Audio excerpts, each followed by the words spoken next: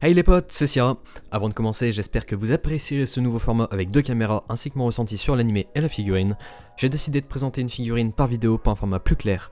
Et aujourd'hui, on va parler d'Angel Beats, juste après le générique.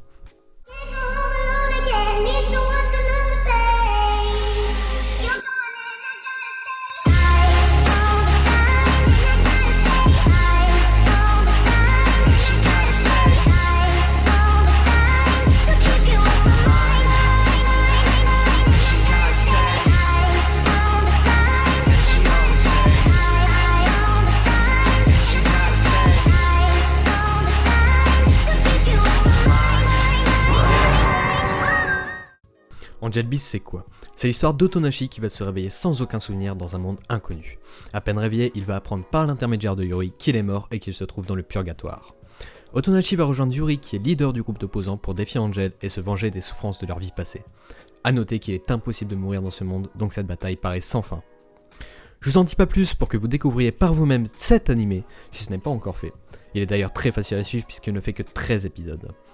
Pour mon avis personnel, sachez que j'ai grandement apprécié cet animé sorti en 2010. Il possède de grands moments d'émotion et on s'attache très vite aux différents protagonistes en découvrant souvent leur horrible passé. Préparez-vous à lâcher une larme dans le dernier épisode.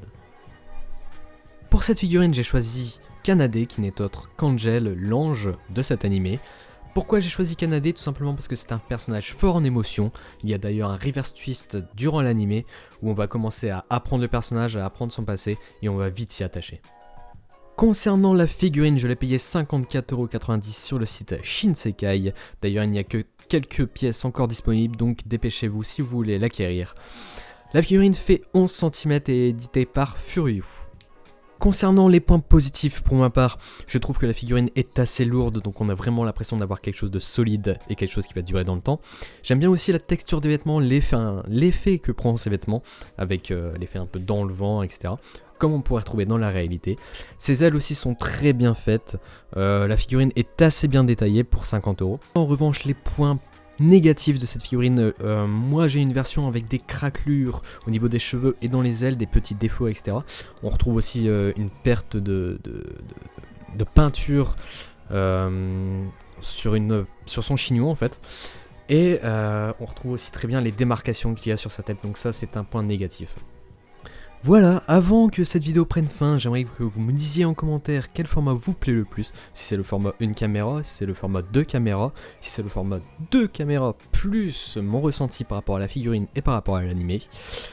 N'hésitez pas à liker, à vous abonner et on se retrouve pour une prochaine vidéo très rapidement. Sans doute pour du Naruto ou pour du Attack on Titan.